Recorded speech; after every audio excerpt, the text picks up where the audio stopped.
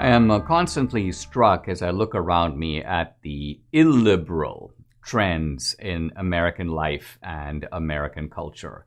Part of the reason it's so striking and so disturbing is that America never used to be like this. But now we find that basic liberties, civil liberties that we once took for granted in this country are threatened. And they're at least threatened for us. Some people may say, well, my free speech isn't threatened. That's probably because you're on the side of the threateners. You're on the side of the digital censors. That's why you don't feel threatened, because they're not after you. It's kind of like in an age of white supremacy, a white guy goes, well, I don't think our society is unjust. The only people we seem to crush are the blacks. Well, but if there's injustice toward the blacks, that means the society itself, its structure, is unjust. We recognize that in the racial context, but we seem not to recognize it in other contexts. So how did America become so illiberal as it is today? It never used to be, and what makes all this particularly ironic is the people promoting the illiberalism used to be called, and sometimes still are, liberals. The liberals are the ones who are illiberal, and this forces us to think about what do we mean by these terms liberal and illiberal. Now, I wrote a book almost 30 years ago now, my first real major trade book called Illiberal Education. What I tried to show in that book was that liberals were becoming illiberal in the educational context.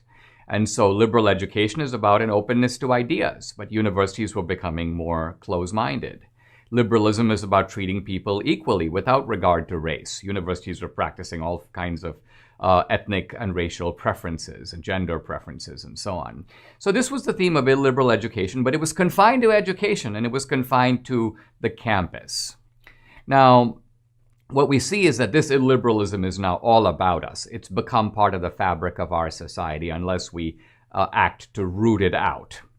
Liberalism, the term liberal, comes from a Greek word, liberalis, which refers to the free man as opposed to the slave. The American founding was, in a sense, liberal. It was classically liberal. Why? Because it emphasizes freedom or liberty. The American founding is really based upon the interconnection between different types of liberty. There's economic liberty, there's political liberty, there's religious liberty, there's civil liberty. And for the founders, these liberties all came as sort of part of a package. Interestingly, conservatism in America is different than conservatism in Europe or in the rest of the world. Why? Because we are the conservers, the defenders of the American founding, which means that conservatism in America is the defense of a certain type of classical liberalism, the liberalism of the founding. Now, conservatism also has a second element, which is a concern with civic and personal virtue. And that has to be combined with this affection for liberty. It's actually part of what distinguishes the conservative from the libertarian. Libertarians, by and large, emphasize liberty, but they're not so concerned about virtue. You can sort of see this really clearly. If you were to say to a libertarian, what if there are 300 million Americans and they freely choose, let's say all of them, to become pornographers or porn stars?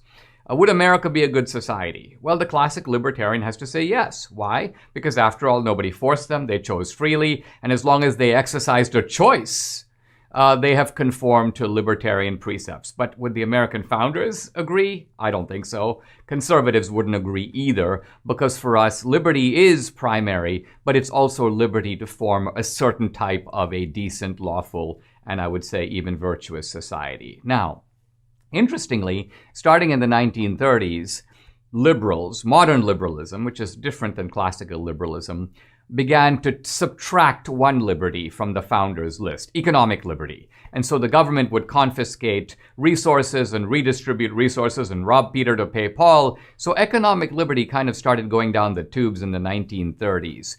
But all the way in the 1960s and continuing in the 70s and 80s and 90s, liberals defended civil liberty. They defended the First Amendment, they defended religious freedom, they defended the right to assemble, and they believed that these liberties should be protected even from the majority, in fact, especially from the majority, trampling over them. But now we live at a time when these liberties are constantly endangered. Think, for example, about the First Amendment, the free exercise of religion. The Constitution specifically says that Congress shall make no law restricting freedom of religion. And yet, not only Congress, but the governors, the states trample on religious freedom all the time. Even the Supreme Court has said, well, it's you can't treat religion or churches worse than you treat, say, bars or nail salons. But remember, the Constitution says nothing about bars or nail salons. It singles out religion for protection, and this protection is now, in practical purposes, being denied. Censorship. It is not only bad and pervasive, but it makes no sense. I mean, think about it. Amazon sells Hitler's Mein Kampf. You can buy it. They also sell all kinds of swastikas and all kinds of paraphernalia. But if you take 2 lines out of Mein Kampf, 240 characters, and put that on Twitter, you'll be banned on Twitter. You'll be banned on Facebook. So ironically, but which is more persuasive, the 240 characters or the whole book, which of course is available for neo-Nazis to read and get fired up on, and so on. So the censorship is senseless. There's no logic to it, but nevertheless, it is there, it is pervasive, and of course it doesn't just apply to Mein Kampf. All kinds of people are being thrown off social media for believing the wrong thing about the elections, for believing the wrong thing about coronavirus, for believing the wrong thing about this and believing the wrong thing about that. Ironically, liberalism, the defense of liberty, has now metamorphosed in a horrible way into the suppression of liberty. And the same people who once stood for civil liberties are now the tramplers of civil liberties. We are in a difficult moment in America. I hope we get out of it, because if not, we are moving into the same spiral that has taken other countries down the road to despotism.